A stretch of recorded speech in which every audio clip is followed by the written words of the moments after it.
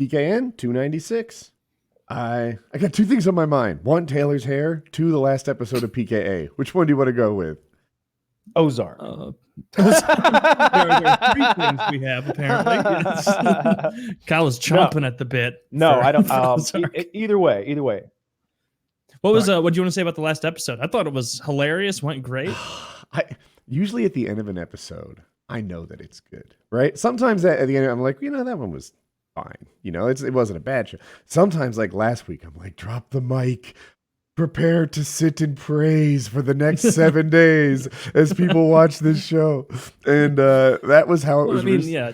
Dick and Anthony make it easy. Those guys, they'll roll with every punch. They're professionals. They do the same job as us. They did a great job. It was a really well-received episode, and it just feels good. That's all I got, really. Totally agree. Well, that's good. You want people to like the product. Yeah, I love Anthony. Anthony's great. I mean, I like Dick too, but I really love Anthony. Anthony's fucking great. I don't know. I guess it's because every punch. Yeah, I just know so much about him personally after reading his. What's that? I interrupted, but I was saying maybe the book brought you closer to him. Yeah. After reading his book, and then I haven't watched as much O&A as Taylor has, but I've watched a good bit and listened to a good bit of it, and man, yeah, I like Anthony a lot as a person. I like Anthony. Not that I don't like Dick as a person. I think Dick's hilarious too, but I feel a strong bond with Anthony. I bond more with Dick. I like them both. I think I'm in the opposite, the other side of the page here, right? No, I don't know. Even though Dick says that he thought I hated him at first, I still don't know if that was a joke. But I always felt like, I don't know, like we're online friends or something. Whereas Kumiya is like, oh yeah, that Woody guy, I know who he is. Yeah, when did that happen? We were just doing one episode, and didn't Dick say like, "Are you mad at me?" or something like something to that effect? Or I think Harley brought it up. Like when I first met Woody, I thought he hated me. It was I think Kyle was unavailable that episode. And I was that was before the prison. I was in thing, California. That was just a different thing. It was Kyle's. It was the start of it, you might say. Who knows? I'm sure it was some sort of a legal snafu. Yeah, I think it was the day that you spent a night. Oh, that was fun. Yeah, so we had double guests, Dick and Harley, and I think I was in California. And I spent several days in jail there. You mean you don't go back and listen to the episodes that you have to miss? No. I'm joking. I don't either. I just sit there like a narcissist going, where's my voice? If it's not there, I don't care. Yeah, every once in a while, I listen to the show, and I like it. I'm like, oh, I get why people watch this. This isn't half bad. Yeah. I hate listening to myself for the most part, but if I get on like a hair up my ass where I'm like, you know what? Like I'll just have something pop into my head, a story I told on the show that I know has clips of it made with a bunch of views. And I'll like rewatch that every once in a while. And my thoughts on watching is like, damn it. That was bad timing. That wasn't a good example. That would have been funnier. This would have been a funnier way to do that. Or like Bible stories, especially I'll rewatch sometimes, very rarely. Are you the same way, Kyle? What you said you're not like where you don't like to watch yourself speak? No, I'm pretty narcissistic. I enjoy it. Oh, I'm different. I'm the weird one. If something of me gets like recommended to me on like my YouTube app on TV, I'm like, probably something good. Oh yeah, look, that's so funny. You're sitting there with a girl and you're looking at your own TV, and it's a thumbname of you telling like Kyle's what's story. I was like, it's a documentary someone made about me. You want to watch? This is the Kyle joke story compilation. Sit back and prepare to laugh. And she's like, this is 5.5 hours long, and it's like, yeah, it could have been 8. Yeah, they really need cut it down to the best parts. Yeah, Texting only 5 hours. Please call me and say it's an emergency. Yeah, I get out of here. Differently. The show's not about. Why's your bathroom locked from the outside, Kyle? like Dennis's. Yeah, exactly. I had not watched any of season 15, or I think 14 is the newest one. Yeah, I've seen them all. I haven't watched any of that or any of 13 because I got so discouraged by the very beginning 2 episodes. I think the most recent episode I had watched until like a couple days ago was the Boggs Women reboot. Oh, that's awful. First of all, it wasn't a good episode the first time. Why are we talking about this? This show has sucked for 5 years now. Not 5. Give it up. It's been there were some in this current season that were funny, I'll admit. And there were some in the last season that were funny, but overall it's just that ratio going down. And Mac is so jacked now and so much of a subservient bitch boy to Dennis that dynamic is now off. You know, he's too much of a simp for Dennis, you know.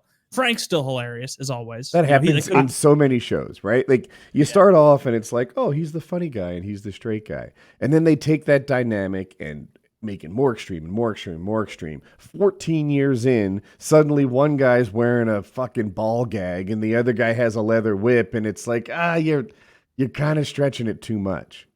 Characters can become caricatures of themselves after too many seasons. The Office did that, you know, by the end of The Office, especially those final 2 seasons without Michael Scott. Characters like Kevin. I was going to say Kevin. Essentially retarded. Characters like Oscar became like such nitpicking douchebags that you unlikable. There was nothing. Yeah, unlikable. You couldn't enjoy him anymore. Fact checkers. Everybody was like, Phyllis was ridiculous now with like the things she'd let slip out.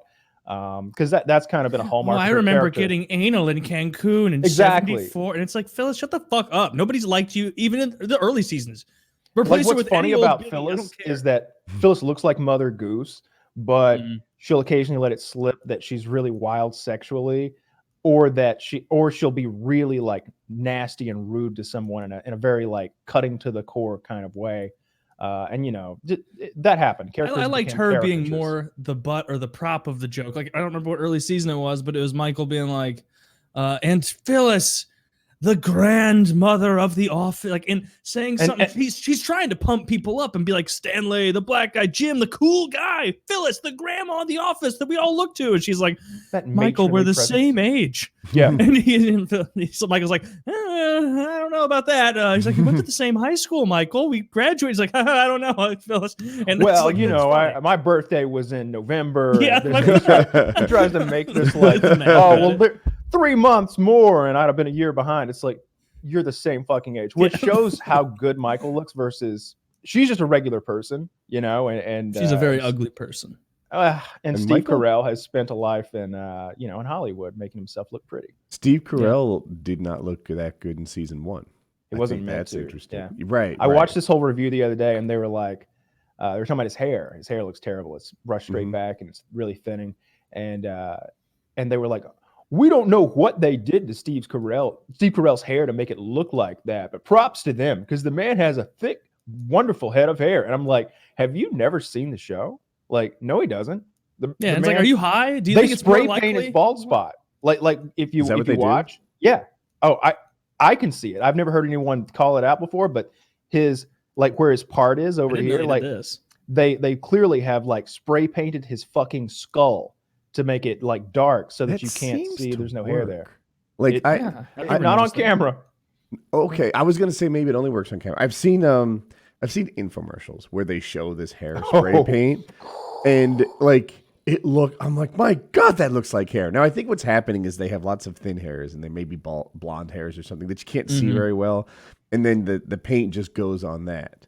But maybe I could find one on YouTube. But I'm like, there's some trickery there. Yeah. Next time you watch The Office, like click carefully. Like, there's weird stuff going on with his hairline where there is paint and there's a comb over thing going on, and it's ridiculous. He's also had a hair surgery. He's almost certainly gets a hair surgery. But in any case, so did Kumia, so that's okay. In any case, things generally don't get better in their later seasons. But I think Sunny has held up okay. What is that product called? I'm trying to find a video we can watch together. It's not called hair. I believe paint. It's made by DuPont. Hairspray.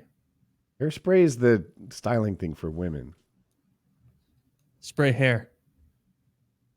Spray hair might be right. That might actually. I liked him more. Hair I agree with you about like certainly Sonny isn't dropping off like the Simpsons, where like if you try and watch an episode, they lost all their writers now. It's like, what's happening? This is the dumbest. This is embarrassing. If you go back and you look at the all stars of comedy that they had writing for them in the early seasons, Simpsons, you mean? Yeah, it's a ridiculous list of people. I know Conan was on there for a little bit, but I can't name them off the top of my head. But I've looked at it before, and it's like, holy shit, all those people were writing for The Simpsons, and then they all leave. like season 5, season 6, I don't know, somewhere in there. And then I watched this whole documentary the other day about the Simpsons and about that drop off. And it was literally what I just described about certain TV shows and their latest. Was it the one you told me to watch a while back? Because I watched that the same night you told me, and it did. It's where characters become caricatures of themselves. Like early on, Homer was a bit dumb, right? He'd hit his thumb with a hammer, but he could read. Like there's even a scene where he reads, like you see him read a sign with a couple of 3-syllable words on it, right? And he reads it out loud. By like the 16th season or whatever, he's illiterate now. Like the man can't read. He's Charlie. Yeah, and to put it in perspective, season 16, in the grand scheme of things, that's about 52% of the way through where they are now. Yeah. Can you imagine being on season 16 of a show that as a voice actor sucks now? Being like, Hank Azaria, we're on the last leg, boys. We're on the last leg. Now 15 years later, Hank Azaria has no qualms about cashing those checks. Like he's yeah, but if you're like Dan Castellaneta and those guys, like you have so much. There's some of the richest people in Hollywood because of The Simpsons. Yeah, if they're getting any kind of syndication money whatsoever, it's bananas. How many episodes have they made? Probably like 800. 500. I haven't seen Simpsons in ages. Is it that bad? No, the new ones are horrible. I don't think they are. I don't think they're horrible. It just went from like there was a time when The Simpsons could legitimately be like an 8.5 out of 10. Some of the episodes, like you would feel like there were episodes when they were poor, and it was like, fuck. Homer loses his job. He gets depressed, and he's gonna kill himself. Like he's walking to the bridge to kill himself. It's like, this is a real kind of comedy drama that we're watching here. It's just animated. And yeah, it's ridiculous and everything. It's funny. It was funny. It was heartfelt, and the characters seemed quasi-real. But at this point, it's more of like a 5 out of 10, which is still average. I think. Yeah, average. It's still average. And if you know those characters, so I want to look at this Hairspray thing that we were talking about a second ago. So I intentionally time-stamped it at 27. Fair warning, the guy before this looked like shit. But this guy, I thought it kind of worked. I'm at 27 seconds. Are you guys there? Yeah. Taylor?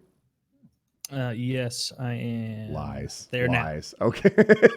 Ready, set, play. So in a second, look at this.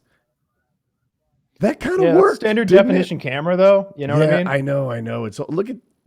You're right. But I want to see this next guy. That looks better than just paint. It looks better than just paint on this camera. On this camera, but if you were to see this guy in real life, it would be so gross to know. Look at this in particular. Slipped at the Sharpie factory. Like, here's another thing. I bet in the sunlight it shines. Yes. No, black man. I'm willing to say that it might. Black guy, just shave your head. Well, this does not match his hair. This is a problem with this. Look at this crazy bitch. It's like the children aren't as afraid anymore.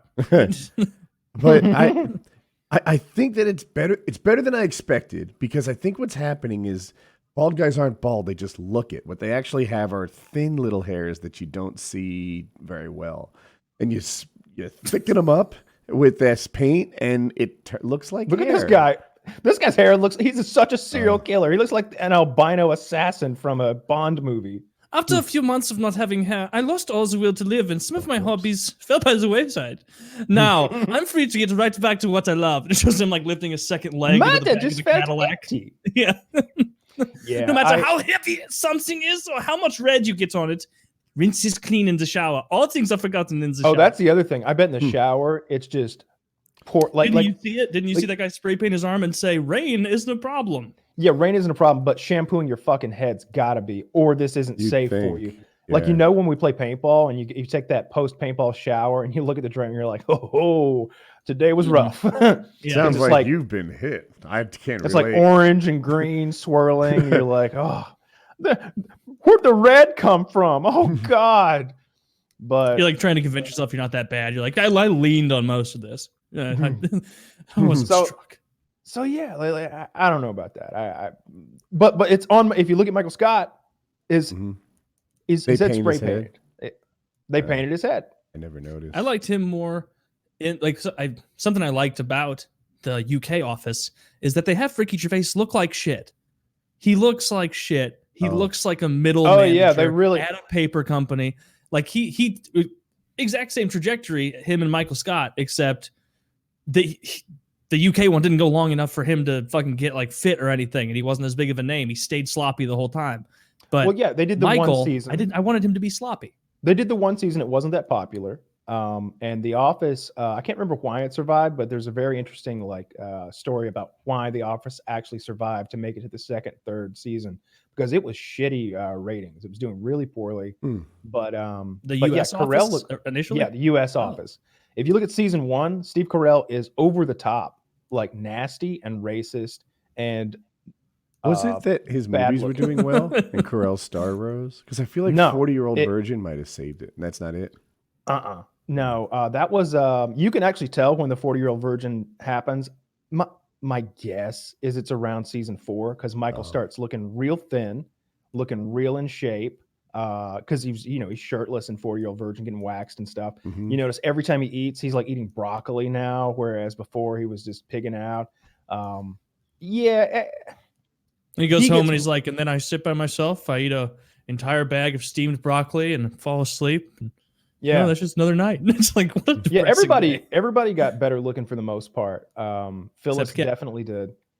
Phyllis definitely gets better looking to some extent, and even Meredith looks a little bit better. You know what I'd like? I would like them to really define who they had in mind for the Scranton Strangler all the way.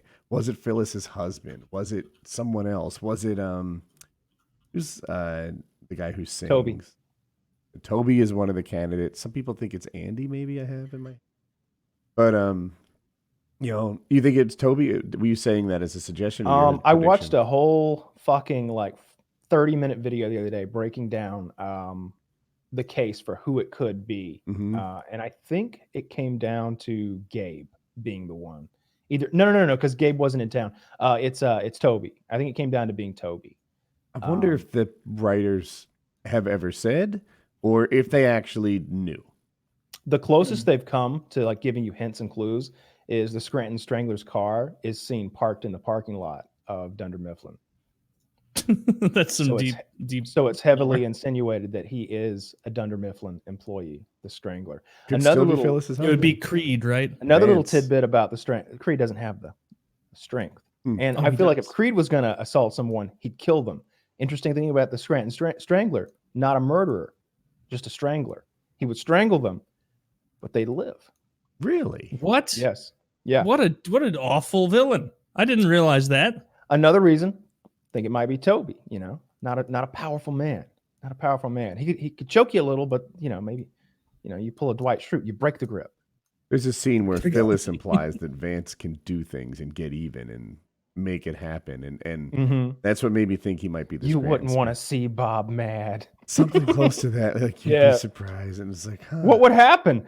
Never mind. Yeah, I think the scene. Yeah. I'm like, is he the Scranton Strangler? I don't know.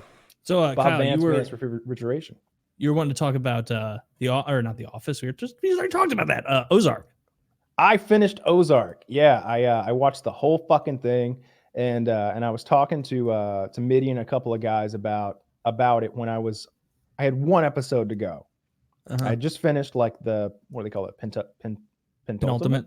Yeah, episode. And so I had one more to go, and I was sitting here chatting with a couple of guys, like, "Hey, Ozark's really good, huh, guys?" And they were like, "Yeah, I think it's the best season." And I was like, "No, I think season 1 is the best season of Ozark, but this is a close second." And then I watched the final episode, and I came back and I was like, "All right, season 3 is the best season." Yeah. Season 3 is the best season of Ozark. It has topped season 1. Quite a shock in that last scene. I don't want to spoil it. Yeah, I haven't seen it. Yeah, we'll hold off on that, but you're in for a treat, Woody. Man, the bipolar brother, incredible acting on his part. Killed it. I liked him such a good as soon job. as we met him, right? What were they sharing nudes of a girl or something in it high looked school? like it. That was what was implied. And he's like, "You people are animals," and he takes all their phones and throws them into the wood chipper. Fucking emotional terrorists. Yeah. And then I don't know why he attacked the wood chipper owner operator. Oh, he was just in a rage. He's bipolar. He has snapped. Yeah, he doesn't fully, internalize what he's doing prior to when he starts doing it. And so he was frustrating to watch. A good actor, but like you'd watch him and you'd watch dumbass sister of his like, no, you got to keep him on a leash. You can't let him be fiddle fucking around with phones and things when you're supposed to be watching him. And then it would be like the memory of a goldfish where he would colossally make a terrible situation worse. And within 15 minutes of not screen time of like them in the scene together, then she'll just again be like, all right, well, I've got to take a shit. So here's the cell phone. Here's the satellite phone. Here's keys to the car. Here's all my money and my checkbook and a couple of my fingerprints.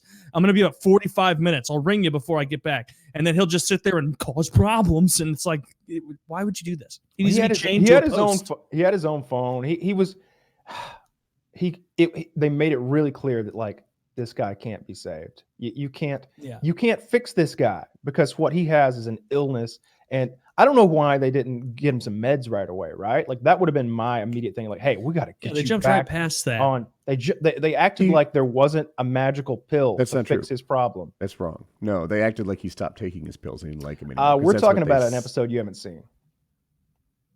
How far are you in, Woody? Episode 8 or 9. They said that. Is it really at the end there? Because they said he stopped taking his meds and that was why he was going off the rails. Yeah, but there's a point when they're trying to corral him and trying to like keep him under control and keep him from hurting himself and causing harm, and they do everything but put him on his meds. Oh, well, I have a D&D explanation. They just kind of forgot about the meds, perhaps. It was just into the ether. But yeah, you're right. It's like they are like, will you please get back on your medicine? He's like, no. And they're like, well, then we will have to, hell or high water, find another solution around this. Yeah, they go to such great lengths. We're never going to revisit this? You're not going to start such great lengths, to like try to solve the brother-in-law problem. And how about this? Take the medicine and get a prescription for some dick pills. Go to BlueChew.com. If only there was a magic pill to fix all of these problems. At BlueChew.com/PKA, where you'll get your first order for free. Only $5 shipping. That season would have turned out different. It wouldn't have been a very exciting season, though. I think it was exciting enough without the brother-in-law story arc. He caused a lot of the problems, though. Did he? I mean, he really inflamed things there. Yeah. But I think if you take him out, you get the same ending. If you remove him entirely from the plot, if you really think about the things that were driving certain characters in the directions they were going, I'm trying not to like spoil anything, especially for Woody, but I think you could have taken him completely out of the storyline and everything, all the pieces would have been in the same positions. Certain characters would have been less emotionally damaged, but they'd have still been in the same positions. How much is Ruth paid? Because it seems like she's worked her way up to running a casino, and she's still broke someday, hoping for the unattainable dream of a small home. And it's like, it seems like at some point Jason Bateman could just toss her $150,000 as a tip. And my understanding, is that she's got lots of fucking money. Okay, but also like all of her family members that have died and lived in that area. It's kind of the way she keeps going back and trying to get that skinny, wispy looking kid, that weirdo to hang out with her more. I forget his name. There's a scene where they touch on Wyatt. That. Yeah, Wyatt, you're right. And like the way that like it's the way I'm thinking of it is like, yeah, she could obviously afford to move out, but all of her family's history and her last little, tendril to connection to her father and her uncles and everybody who's now dead is in this little patch of shitty land. And so she feels like, and now Wyatt's gone and 3's going to leave soon. And if I leave here, what's even there to tell me that my family ever existed at all? Well, there's a scene that touches on that, right? When crazy baby mama lady with the opium fields goes, you can elevate yourself without losing yourself, and she's like, yeah, maybe I can, because she's still, like you said, living in that trailer when she clearly has tens of thousands of dollars of liquid cash easily and access to as missing much the signs of that. Maybe I missed it. Like, I can't tell that she has any wealth. Well, you saw all the account transfers where she's put it looked like at least 10,000 just on one page into her brother's account.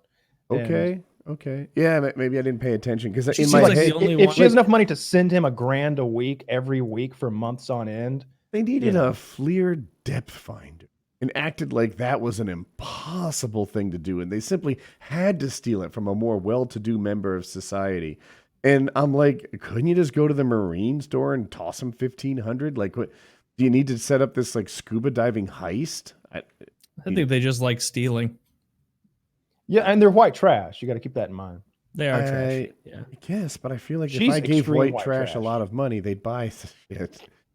She's smart Yeah. though. She's the only smart piece of white trash in the whole show, and that's her defining feature is that she's Wyatt's not nasty. dumb. She's nasty. She's white trash, but she's the smartest of them all. Like she's quick-witted for her station in life. What frustrates me about that show is like, if everybody was on team listen to what Marty says, this would be a smooth operating, participating in the S&P 500 business. This would like, and he'd be doing great. You're simultaneously right, but I'll tell you one of the things I like about the show though is Wendy. Even though she has some bad strategic vision, her execution can be amazing. When she went out there and like talked to the right people and solved problems, created problems, and got that casino to happen, I don't think Marty gets that done without his wife. And his wife started off the show as like a, I don't know, infidelity side character problem of Marty's, and she becomes an important partner of his. And I like what they did with that character. Yeah, I feel like it's almost the opposite of that, where it's like, she starts off not being as involved because she shouldn't be, because like you shouldn't get your whole family involved in this business, you know, Marty, but she forces her way in. And then like when it comes down to it, she has no skills that are adding to anything. I don't think she's ever solved a problem that didn't immediately result in a larger, more difficult problem to solve throughout the entire series. Oh, so that's all that she's done. And she's like the wife of a president, where it's like, you don't know shit about bullying or eating carrots, bitch. They just gave you something to do. And then, when there's a high stakes conversation, she's the one who can change somebody's mind, right? Marty can't change anybody's mind. Marty can be right. He can have the right vision. He can solve problems, but he's not persuasive like she is. Yeah, I agree with Woody, because her background is that she had been running political campaigns. So she's very adept at working with politicians and like doing all that fundraiser work, and her organizational skills are second to none. Like she's running that like office building that they have, like that's pulling all the strings for the casino and all their other properties, and she's the one like picking out real estate and stuff. Ruth doing all of the day to day. The day to day, but this isn't day to day. This is I'm talking about the office building that the wife is in, where she was like, I spent the day talking to her. Shit. Yeah, she's running a lot of stuff, but mostly the political contacts, right? That lawyer she goes and sees. She sets up that huge fundraiser toward the end of the season. I don't know if Woody's gotten there yet. That's all her. I saw the political contacts, the conniving, the getting the casino license to begin with. That's all her. Marty has put like the meat on the table, but she has prepared it eloquently. It's all about her it's about what she does with what Marty provides. When there's a difficult conversation, right? There's one or two people on that side of the table, then we are here rooting for Marty and Wendy, I think. It's oftentimes Wendy who just says the perfect thing that needs to be said and makes the conversation go like we want it to.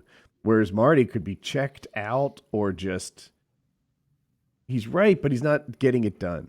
Whereas she's like, and she's morally fluid, which is fun in her character, right? I think her morals are even weaker than Marty's. And, for sure. She's a much worse person than Marty. Okay. Marty's much more boring. His personality is more boring. His character isn't. But. Okay, yeah. So her moral fluidity it adds to the show. She's. I wanted more of the Down syndrome kid this season. Oh, he doesn't do much for me. What the hell? I love that kid. He's so like endearing. I really enjoy him. Yeah, I wanted him like to have like some like higher up position in the casino. Like I wanted him to be like a floor manager or something. I want 3's character to get filled out. That'd be funny. 3, like Well, first of all, his real name's 3. I think I'm a little not keeping up with that. I doubt his real name's 3 on his birth certificate, but they call him 3. Yeah, they call him 3 because he's the third one born and just a side character. Don't give a fuck. Sort of don't even have a name. Yeah, I don't think he's getting any fleshed out stuff. I don't even know about I really don't give a shit about him. I forgot about the Down syndrome guy. It would have been funny though if Marty walks into a room and there's a turned around winged chair and he turns around and he's like, "No, you've uncovered my plan." Marty. I bet you think I'm actually retarded. No, his plan should be retarded. Oh, Marty. Marty. Yes. Marty. I invented something to transfer my brain and my genius brain into the body of an invalid. No, he should be literally retarded. Like, you think you can get me? Clearly, there's Legos all over the floor. You can't fit. Now, of course, you know the $66 million of American currency hidden in the safe behind me is redeemable at, say, KB Toys, Ted's Candy Shop, and on Amazon. Tell me, why should I help you with all of this? And it's like Marty's there beating the shit. He's like telling his henchmen stuff. That would be a good. I could use more of him. I really could have. I like the kids. I like Marty's kids. I think they're both really strong characters. I liked the son perving out with his drone. I enjoyed that. I love how he's like, yeah, I'm selling gold to these video game guys. I'm making about $6,000 a month. And they're like, you should get a summer job. And I'm like, should he? Right? Yeah, no, should he? He's making more than most families. He's making $70,000 a year. I like him and his sister. Give me the floor for a second, because I got a thing. When I started WoodyCraft, I partnered with this guy named Josh, right? Before Josh worked with me, he made $66,000 a month in the Minecraft world. Running these not the gaming servers, but websites that advertise Minecraft servers. And that was actually like his best. It wasn't average. And he was 15 years old and homeschooled. And I found his family dynamic to be interesting, right? Like I don't want to share too much of his personal business, but like, how do you force a kid to study like Algebra 2 when he's making 5 digits a month already at 15? You can't. Yeah. Right? Like, you absolutely can. I mean, first of all, his money should be going into a trust, like 90% of it. Oh yeah, that would be 15. That would be my deal with my kid. But even at 90%, kids got $6,000 a fucking day at sometimes. $6,000 a month or whatever. He's still making killer money if you're taking 90%. He bought a helicopter. He bought and learned to fly a helicopter. He wasn't old enough to fly a helicopter, of course. Not old enough to drive, apparently. But he was old enough to fly a helicopter with an instructor. So he had his own helicopter waiting for him the day that he turned 16 and was old enough to get his pilot's license. He had already had hundreds of hours flying instructed. Huh, yeah, well, that's a cool little setup for that guy. Yeah. So I don't know. There's different kinds of management and parental challenges, and that's one I don't see very often. Yeah, it's fascinating. It's called Richie Rich syndrome. Yeah, I love this season. Best season yet. Looking forward to next season. It's a long wait. What was I going to say? Oh, the couple shows coming right around the corner, though. I'm excited for the rest of Rick and Morty, which comes out in 12 days. Really? Yeah. Do you have to buy that, or is it streaming somewhere? I don't know. I haven't seen. I think maybe on Hulu. Maybe it's on Hulu. I know the other seasons are on Hulu. I don't know if it comes right out on Hulu or if you have to wait for a year. But yeah, that's coming. So I'm looking forward to that. And I saw they're going to make a One Punch Man live action movie. That's in the works at Sony. So I want to see that too. That'll be a while though. So many good movies got pushed to next year or even farther back. Lots of cool stuff is getting. I heard the iPhone's behind schedule. I don't know why. Those people can work from home, but a lot of things I'm looking forward to. I'm hoping the next NVIDIA GPU doesn't get pushed back, but I'm predicting it will. I mean, what's the next iPhone going to do that the last 12 didn't? Okay, you're not wrong. For me, though, my iPhone is broken. The button doesn't work, and I used Siri so much. I'm like the only person in the world that loves Siri. and now I can't turn her on because my button's broken. And I've been holding out for the next iPhone to upgrade because just frugal, I guess. I can't stop it. And this last iPhone wasn't a major revision. Like it seems like every 2 or 3 years, it's like, oh, here's the groundbreaking iPhone, the one that's very different than the previous one. Where as opposed to, oh, this one's the same as the last one, to 8% faster. The next one's supposed to be a biggie. It's supposed to be cool, and I want that one. And it might be. When does it come out? Like it shows how little I pay attention to the phone game. But like, I feel like very recently you were talking about you getting the new iPhone. Or was that what, a year ago? I don't think that'd be me. I got a new iPhone the same year I got my pool. I'll get a new phone. Maybe you were just talking about it. I'll get a new phone when phones start doing a new thing. I can't. When have they done a new thing? When they added the compass to the GPS 10 years ago? That was literally the 3. That wasn't even the 4. Yeah, like the 4 is when it went square and thin. The 3 was still had that like curved palm like back to it. That one had a compass. Yeah, and I got a big crack in my phone that held together with tape, and then that started to fail, and so I bought a screen protector to put over it and hold it all together. So I'm just waiting until the quarantine's over, and then I'll cash this in for whatever. Do something. Who's your phone through? What service? Like AT&T. Me too. Isn't that the not good one? Why are you still with AT&T? I could ask myself the same, but carry on. Because I'm grandfathered in with unlimited data. Okay. And so I do not want to change. Yeah, I do. And where I am, it's not bad. Like maybe I hear people, sometimes where they live, it sucks. St. Louis, not bad, at least. I do Google Fi because they use everybody's towers. Oh, really? How's that work? Yeah. Is it unlimited data? Yeah, I've got unlimited data. Yeah. Yeah, I pay a lot for data, so it's rarely a problem. But I'd rather pay a little and have unlimited. That sounds like you're doing. I mean, I use Wi-Fi, at home, obviously. Yeah, I go on trips every so often. Like last year, I was doing that acrobatic paragliding thing by the lake once or twice a month. And that's a weekend living off my phone, watching videos on the phone. Sometimes I'd upload videos of what I did that day and get advice from experts. And that just burns a lot of data. Yeah. Any sort of uploading is going to fuck your data.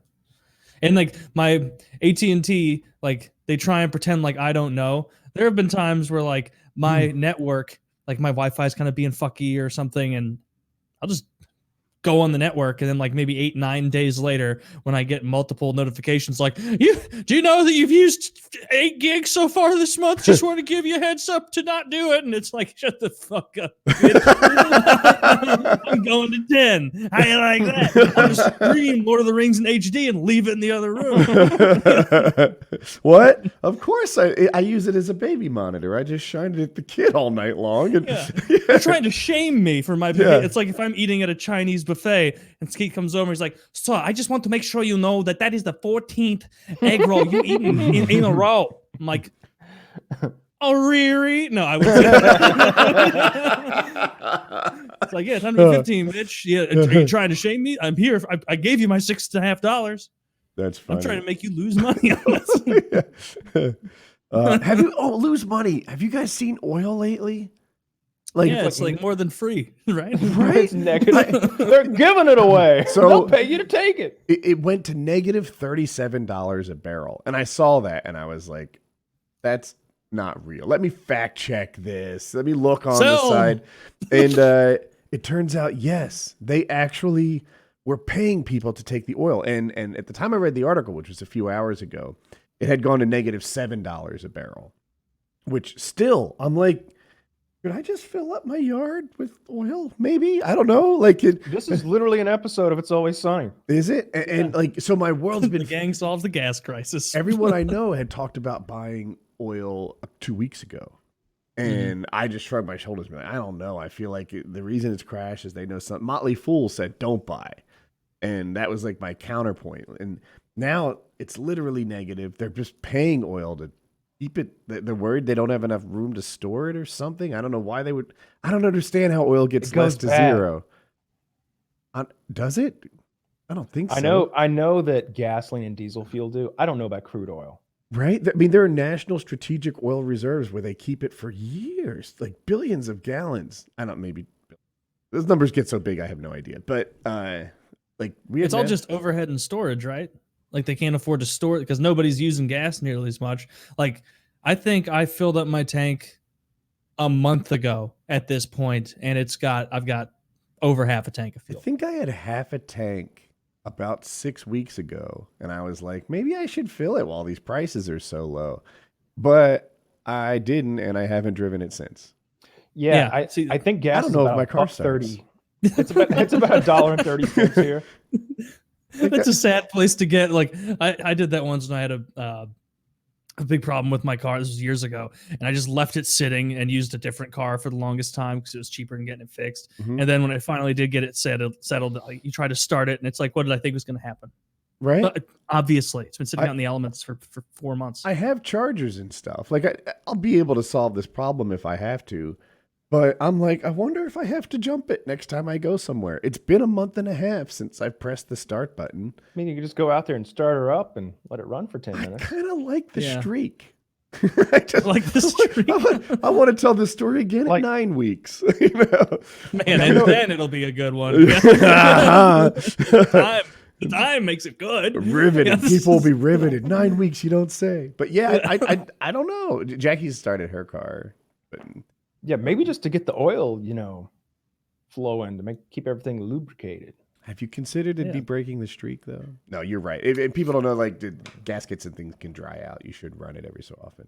Most of the gas I've even used in that time period has been just taking drives that are unnecessarily long to get somewhere. Like I live very close to my grocery stores that I like, and like if I order out for a place and go pick it up, I'll just drive past the place for 3 miles and then take a right and then just like 20 minutes just ride around, like at least once a week or so.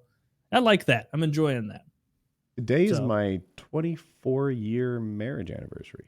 Congratulations. That is many years. That is a lot of years, right? Only an old person would have a 24-year marriage. Or a Mormon.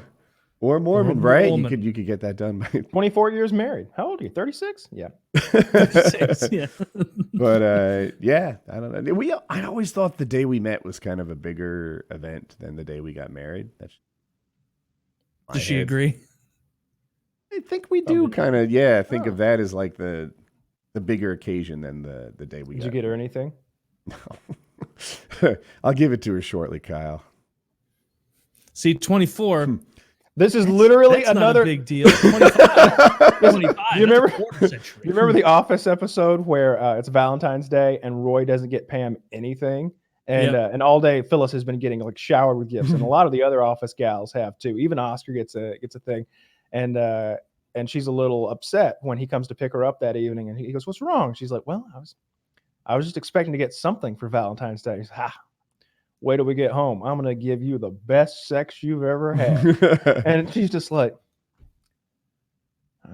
some flowers would have been nice. Yeah, just to show you're thinking. I remember in high school, my girlfriend in high school, I was maybe a junior or something. And, 16, 17, however old you are. And she was like, seriously, doing that chick thing where it's like, seriously, don't get me anything. Don't worry about it. She told me that like once. And 17-year-old Taylor's like, locked away. I will never think about this again. I'm not getting you anything. And it comes around like a month later. I should have picked up the clues that like she told me multiple times that she didn't want anything. And I kept going, yeah, I know you're not getting anything. It's going to work out swimmingly. And then she was so sad. It's so stupid when you say it. She was so sad and upset. And I had to be I was like that autist who was like, if I can we open up the where are the notes? Where are the notes from that? Roll back the tape, everyone. She said this. Yeah. I'm reading here the minutes of that discussion, and you said I don't need to get you anything. I know, but I didn't mean that. It's like then you shouldn't be dating someone like me because I thought that I was safe. I remember even talking to like a guy friend of mine who it was like lunch, high school. Being like, yeah, I'm not getting her anything. And he's like, yeah, dude. Yeah, that's pretty dumb. I was like, yeah, whatever. And yeah, it ended up being dumb. But Next year, after they cry it out, it's fine. I want to do something. Next year's 25. That seems like one that should be acknowledged. That's a better word. Yeah. Is there a medal to go with that one? Because I know like gold is 50, right? I don't know. Is silver 50? I mean, there's no way. No one's getting to 100. There's never been a golden marriage. 25 is known as the silver. Oh. According to personalizationmall.com. Are there any shittier stones? A bronze for 10? They don't make it easy. The 20th is platinum. The 15th is ruby. The 10 is diamond. Wow. Oh, I don't understand this. This ranking sucks. Yeah, no, I think I'm looking at different categories. There's a traditional gift, a modern gift, a gemstone, a flower, etc. So the traditional gift for 25 is silver. For 20 is china. For 15 is crystal. For 10 is tin. Imagine being married 10 years and getting a piece of tin. 5 years is wood, and 1 year is paper. Give her a bunch of Campbell's soup for your 10th year anniversary. Give her year one, just a 50th printer paper. Is gold. 50th is the gold. Wow. Yeah. Some very shrewd guy divorces his wife, 49, then immediately remarries. Well, we never quite made it to 50. The way I see it, you stop and you start something, it begins again, In accounting. Here is your piece of paper, madame. Yes. It doesn't exist anymore, but there used to be a marriage penalty in terms of taxes. Mm-hmm. And there were people, legends, I would argue, who got divorced every year to avoid the marriage penalty and use the taxes saved to go on a Christmas vacation. That's smart. And to pay for the divorce attorneys. I imagine they had it down pat, you just file some papers and I guess it's like I guess it would depend on the state, like what's required for a divorce. Sure. Yeah. Or it could just be if it. God's real, there's no way he's pleased with that little loophole, right? It's like you defeated the spirit of the rule. Just to go to Finland. We were talking about Richard Branson's looking for a bailout for his airline. I'm in support of it. What airline does he own? A Virgin airline. And so here's his deal. He's like, look, we're losing some tremendous amount of money. I forget. He's like, so we need a loan to keep this going. I will offer my private island as collateral, and then you guys give me this money. And I love it. People sometimes get the corporate bailouts confused with like gifts or grants. And I think that in this case, sometimes they are like, hey, this is a loan. And if you keep paying your employees and don't lay anyone off, you get to keep it. That's a gift, right? Mm-hmm. Oftentimes though, like the GM bailouts and the Troubled Asset Relief Program, the TARP bailouts, those were loans and they made money. They pay it back with interest. And he's not asking for, like when he asks for a bailout, he's asking for a loan. And he's using this island as collateral. If I don't repay this, you guys get to keep my island. And, presumably he repays this thing and they make money off it. And I like it. Corporations, if they're in trouble, I don't hate the government bailing them out. Just use those very worthwhile assets as collateral in case the government doesn't get their money back. That's how it should work if I were king. If I were king. If I were king. Oh, if I were king, things would change. Back to the feudal system. Electricity gone. Think of how much better everyone's going to be when we all have appropriate sleep schedules. My first thought was, I don't like you being king. My second thought was, hey, what's it called again when you sleep with everyone's wife before they do? Prima nocta. Prima nocta. Prima nocta. Well, they might not like me being king either. Like, all right, I am king, but I'm going to be honest, I don't really fucking care. So I'm going to let the Republicans and Democrats continue to do their thing. I am enacting prima nocta. Right. And I am enacting it retroactively back to 2005. I just picture the population being like, Taylor wants to take away electricity, but Woody wants to fuck my wife. And it's only once. And then as soon as I offer everyone electricity back, if I get to fuck their wives, they're like, this is a pretty good trade. Art of the deal. Did you guys see this Donald Trump tweet, this video? No. Oh, I have seen it. You love this fucking Kool-Aid shit. How do you not love this video? Let's watch it again. This like Obama endorsed Biden, and then Trump tweets this out. Oh, Obama endorsed Biden? Yeah. Yeah. Oh. Ready, set, play. Oh, not another commercial. The kid used to come up and reach in the pool and rub my leg down so it was straight, and then watch the hair come back up again. They look at it. So I learned about roaches. I learned about kids jumping on my lap. And I love kids jumping on my lap. You love it. Drinking the Kool-Aid every day. Every day. More you've Kool-Aid. talked about how much you like John Oliver and Chris Cuomo and all the people who just over the top hate him. Like this is no more Kool-Aid than the John Oliver show. You cannot compare this to Chris finger Cuomo. In their eye. And John Oliver, I have not Chris said Cuomo I love spent, him. like, most I of said that I yesterday get lying, frustrated by John Oliver with his one-sided deliveries. That's what I actually say. Okay, I thought you said you thought he was funny. I don't think he's funny because I see him as a Kool-Aid kind of guy, kind of like boilerplate comedy that all those late night guys do. I remember saying that his jokes fell opinion flat without the laugh track, that the whole thing, like, Colombia, a country you know so little about. This isn't actually Colombia. This is, as they swap the maps. And it didn't work without the laughter. I remember that. That's fair. But like, yeah, it's both sides have this Kool-Aid shit. And I know I hate to be the both sides guy, but like, they do absurd shit all the time. I'm done with whataboutism. I'm done with that argument. This is funny.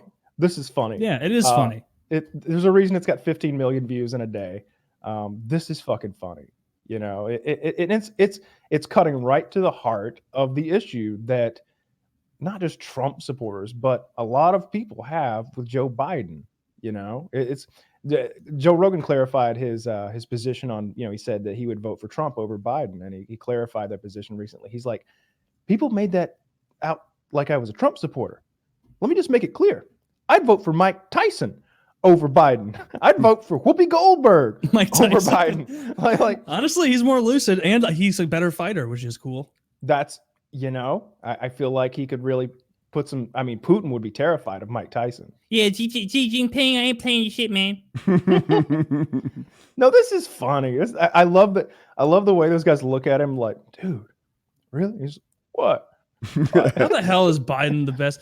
Man, it's just crazy how bad the Democrats are fucking this up.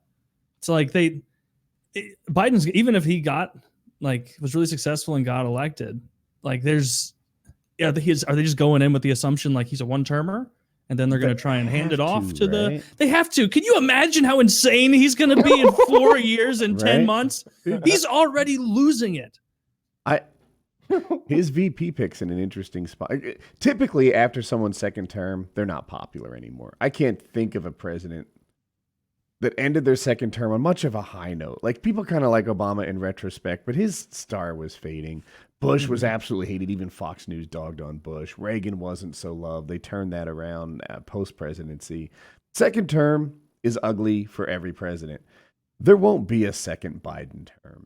There just can't be. He'll probably die. He's promised to have a female vice president. I hate that. Which I hate it too, because he could have picked Michelle Obama as his running mate, but now he's painted himself into a corner. So funny. No, I hate that he just he didn't say he's picking. He didn't say he's picking the best candidate. He said he's picking a girl, and I'm like, so can you at least fucking pretend that the best candidate was a woman and not you just pick the best among the women? Like, that was my frustration. It's just a pander fest. Yeah, that's all that it is. It's embarrassing. Yeah, it's like, why can't a woman be president? It's like, that's not. I mean, they didn't seem to be very popular among everybody who was voting, so that might be a good reason. Warren was like just a foil to like siphon away more establishment enjoying potential Bernie supporters. And she was the most popular of them. Kamala Harris was very hateable from day one. It's like, oh, you are kind of black, I guess, but you still seem like you're doing that Hillary Clinton thing where you're like, I keep hot sauce in my pocket and I keep security close when speaking to people like you. And it's like, you think this is working with me? Is it? Remember that embarrassing clip? Oh, yeah. And Kamala somehow seemed to be just as embarrassing. So, yeah, not just as embarrassing, as just as unlikable. But as long as it's not Elizabeth Warren. I despise Elizabeth Warren. I didn't see why Elizabeth Warren was so unlikable. Kamala, I never warmed up to. And I wouldn't be surprised if she was the VP pick. Yeah, I you think should watch Warren you was should just find like, some of those montages on YouTube of Warren and see some of the dog shit crazy nonsense that she has spouted before. I think she's kind of faded a bit. Way too. She's so liberal. She's so far left. Like I think she's more left than Bernie. It's nuts. I don't know. Maybe not economically, but socially, she's ridiculous. I mean, Bernie was only like a big left-leaning socially guy on things like immigration, like in the last 10 years. Because I mean, he's not a Democrat. No, he's an independent. Yeah. Wait, Bernie changed his position in the last 10 years? Democratic socialist. Well, and stuff like immigration, like he used to kind of do the more, I guess, tenable position where it's like, we are the richest country in the world. We can afford healthcare for all. We just need to lower immigration and make sure the borders are sealed. Take care of like that kind of more because it's like left-wing populism. Right. And then now, like it's like all that same stuff. Don't watch old speeches. We can do it with more open borders as well and high levels of immigration. It's Trump like locked the borders down. Obviously doesn't work. Did you see that? Why haven't we done this before? There's a global pandemic. Well, he stopped all immigration. Yeah, we have a global pandemic. You want me to stay at home, but we're bringing people in the country? Difference between there's a difference between travel and immigration. Travel's already been stopped. He stopped all immigration. No one is coming in. Yeah, good. We got to get this shit under control. Well, I mean, if you want to get things under control, maybe tell the governor of Georgia that we're not quite done yet. Yeah. You've seen the protesters, right? Protesting to like liberate their states and free them, like just screaming in the streets. I don't care what the your protesters feel about locking down immigration. I wonder if the protesters are like, you know what? I've got to get my hair cut, and we should stop immigration, like simultaneously. All right, Karen. Right? Yeah. That's what they are. It's the Karens out protesting, playing both sides of the coin. Yeah. I mean, pretty much. You can be empathetic to people because, like, there is this like steely cold take you're getting from some people that are inevitably multi-millionaire blue checks on Twitter who are actors, comedians, whatever, being like, stay the fuck home, idiot. Do you not know how dangerous this is? You fucking retard. Every commercial on YouTube stay home. And it's like, dude, you're worth $30 million. You're sitting on piles of money. You don't have an actual worry. Some dude who was working paycheck to paycheck with 2 kids, who was, some non-essential worker, and now he can't work. Yeah, he does need to stay home in the end as much as he can to try and keep it down. But like, these people don't have the option. Like, I do empathize a lot with the people who are saying, like, we do have to kind of try and open this up some. You can acknowledge both of those without being like a full force retard on one side where, I don't know. It's just like a virtue signaling thing where it's like, oh, really, Patton Oswalt? Really? Like you're the guy to call? Migrant workers pick most of our crops, especially in Southern California. And are we going to have to hire citizens and pay them higher wages? You could see if you could find some citizens who want a job working. Really, they did it up until the 60s when we had a bunch of workers who would work. Are we going back to 1950s work ethic for everyone? We should. Like, high levels of immigration have done nothing but increase GDP all in the top 1%. It hasn't helped day-to-day people at all. Well, it only suppresses wages. This is known. Let's adjust the wages according to inflation since 1950, and I'm sure everybody will be out there picking oranges for $25 an hour. Well, if we didn't allow a bunch of low-cost immigration, that's what we'd be doing right now. Also, we'd have to stop any oranges from coming in from any other country on the planet. No, you wouldn't. You would have to tariff them. Oh, so this is really coming down to just a nation state now, just on an island. I think you're going to have some kind of global economy because they're going to start tariffing. Who's winning our relationship between us and China right now? Well, we have more relationships than just us and China, right? I'm just using a simple example. The fact that they've been blasting us in the ass, as Mac would say, with tariffs for decades, and we've just been sitting over here like, well, we lose every relationship we're in because of free trade, but we love the free market. Like, no, how about we have a little bit of economic protectionism for the people living in our country? It's not fair. You know what I think would actually happen? Look, I don't know shit about farms, but I think that if we didn't have cheap labor, we'd get more automation, and that's how the American farmers would stay competitive. I think that there are some jobs that, I think that would crush all the small farmers, and I think you would end up with big commercial operations that could afford the multi-million-dollar pieces of equipment plus upkeep to operate and do those things. And I think that there are, and I couldn't name them off the top of my head, but I know I've heard in the past that there are some jobs that a machine just doesn't do right. Like I don't remember what it was. Like maybe it's grapes or something. Like no, there's no machine that can pick a grape without fucking it up. You know, we need Javier out there fucking gently caressing these grapes. Massaging the grapes off the tree. Yeah, there's certain things that you need a person to go do. So I hear that argument. They said that about sewing, and I was like, sewing? Why? But I guess fabric manipulation and making sure it's not folded and, you know, the right amount of tension. It's just a thing that humans do really well. But fast forward a little bit, and machines do it really well too. I think that really it was like there wasn't an impetus because the planet has a ton of really inexpensive seamstresses, so they didn't automate sewing. Raise the prices on those women, typically women, and all of a sudden they automate sewing. I know, Kyle, the grape thing was just a hypothetical, but I have this idea that the software and the lasers or whatever electronic eyes it takes to pick a grape well will get invented if grape picking gets a little more expensive. Yeah, I don't remember what crops there are certain crops for sure that they're like, there's not a machine that exists that does this. Well, there is. Maybe? His name is Paco, and he works for $1.50 an hour. Yeah. Plus all the grapes he wants. That's included in the benefit column. I like the idea that there are no grapes included, and this guy's just swimming in grapes and can't have one. Oh, my wife, I must tell you the job I secured today for us. Dude, grapes have become my pandemic snack. You've taken 6 shits today. No more grapes. I've been eating grapes all the time. I love grapes. They're a tasty snack. They're probably just little sugar cubes, but in my mind anyway, I think of them as a healthy snack. And one day on stream, I went downstairs to get grapes because I thought I had seen them in the dark. And I'd come down, and the package that I thought was grapes were actually cherry tomatoes. But my wife had just made milk and cookies, so I came back with those. My stream fat shamed me hard. They're just hundreds of people. You know, give me those push-ups, Woody. Work this shit off. I promise. There were no grapes. There weren't. Oh, there were grapes. They were in the other house.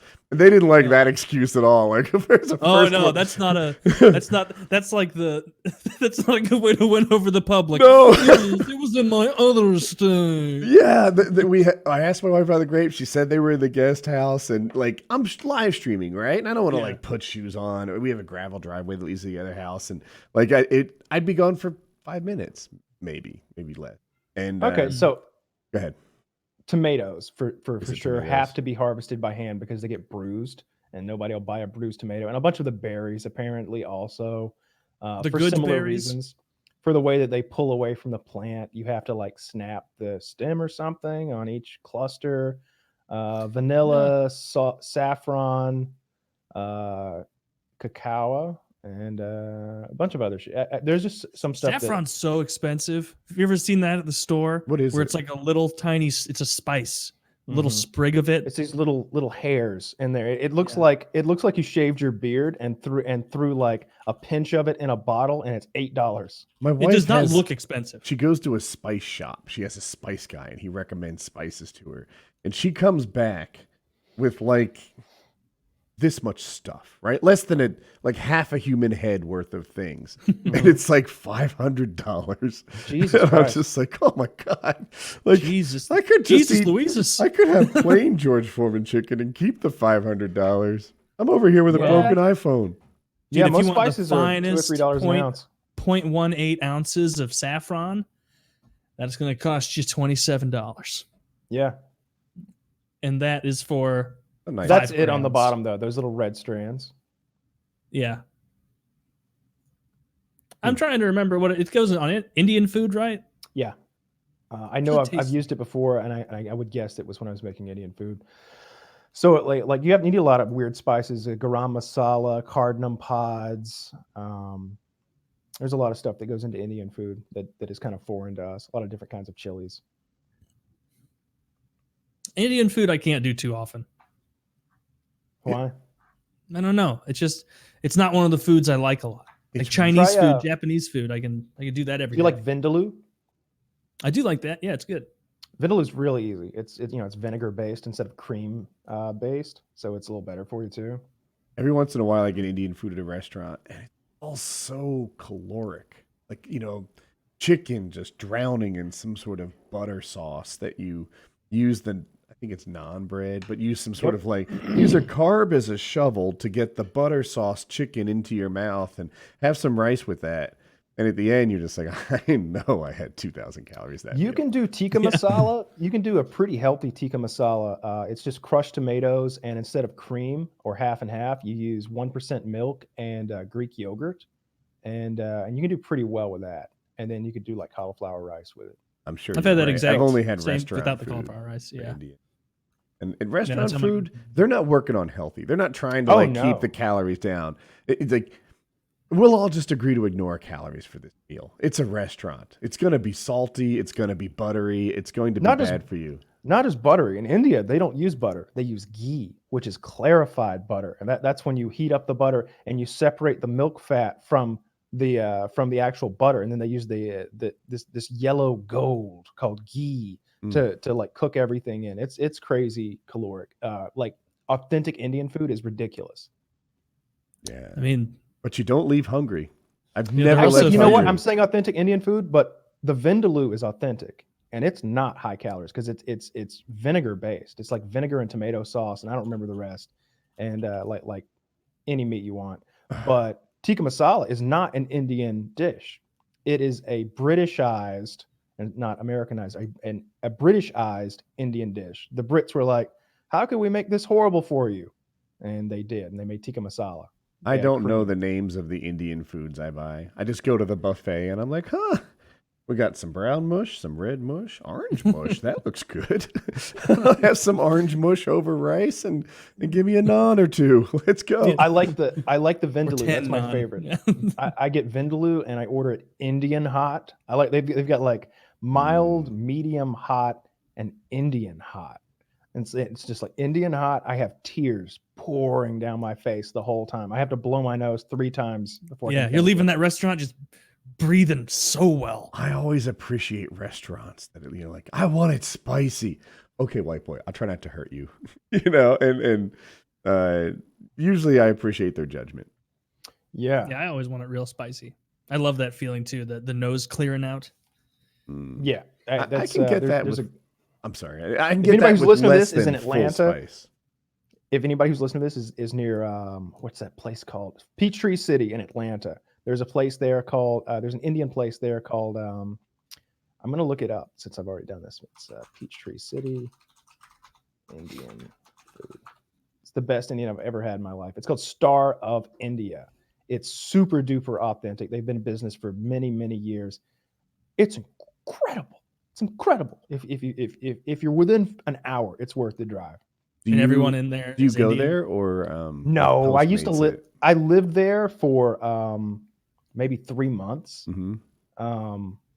When like when we first moved out here before Kitty bought her next house, we stayed at a place in Peachtree City, and they had like a local delivery. There was no Postmates, no DoorDash, none of that. But they had like Peachtree City delivery service, and it was just some guys there in Peachtree City who like had a website, and you could just order straight through them, which I actually liked because you get to know the delivery driver. It's the same guy every time, and we would have that Indian food delivered maybe once a week.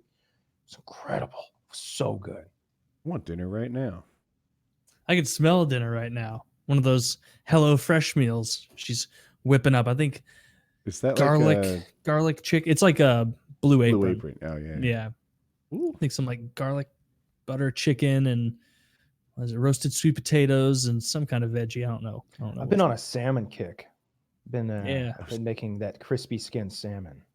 I was gonna say Taylor's playing house because that's what I called it at like 20. But Taylor's a grown up. He's just at a house. Yeah, I'm just, Like, I mean, I am paying for it. yeah. Well, like when I was 20 and Jackie was over, like cooking for me, I felt like we were pretending to be adults. And I'm like, yeah, that's what Taylor's doing now, but actually an adult. I'm an adult. Nope, I gotta come in here in the morning and I'm like, man, I can't wait to pretend to be on calls all day and have fun meetings. Well, And, no, I get to play on Excel like real grown-ups do. I mean, I had like an apartment and a like grown-up's job and stuff, but somehow didn't feel like a grown-up yet.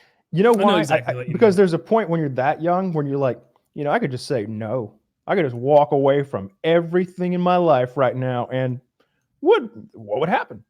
Yeah. What would happen? There was a comedian. It Dad might have would been let me come back. Chappelle. Chappelle was talking about how people got divorced in the 50s.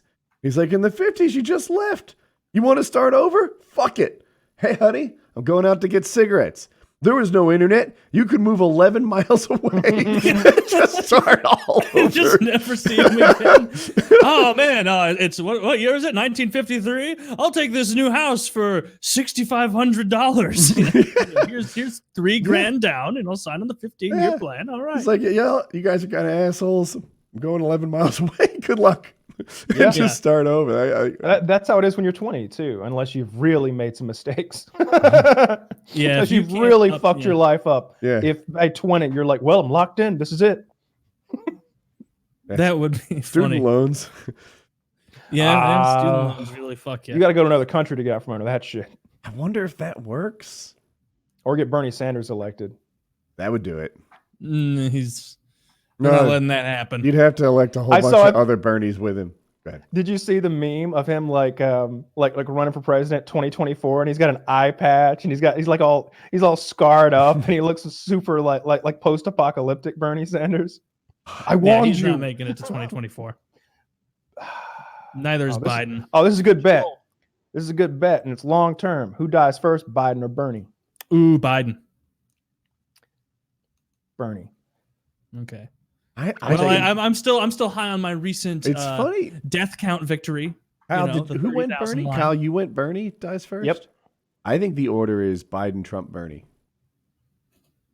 I think the No, order Biden, is- Bernie, Trump. Because I'm mostly you just got to do it by age.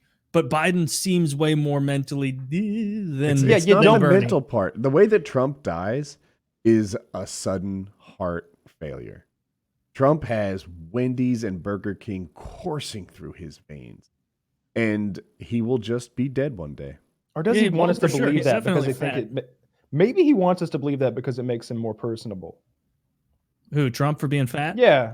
Well, no. That. Oh, you think he's pretending to be fat? That's No, quite I the know, for theory. eating Wendy's and eating taco stuff like that. You mean? What he was like, I'm I'm the the greatest people. character actor ever, and he like ripped off a big fake like bodice. Right. Well, he does a And Mac he looks like that meme transformation. that people post where he's in like a thong flexing, and each of his abs is another part of the liberal media that he's defeated or something like that. Right. He's got that's one of those probably a action figure thing. bodies where it's like 35 abs somehow stacked in there, and it would be guaranteed. There's a trip where he falls out of his fat suit and his enormous cock flops out. There are 65 stories going on every news station, and every article fucking being written is like, how actually big dicks are bad and toxic masculinity is horrible. And then you'd get like fucking Chris Cuomo who's his brother, Andrew Cuomo or Bernie. Bernie's been like, frankly, that is far too much cock for one man. It should be redistributed. Take a look at this cock of mine. Very socialist. A very socialistic. But yeah, Biden's fading in the head.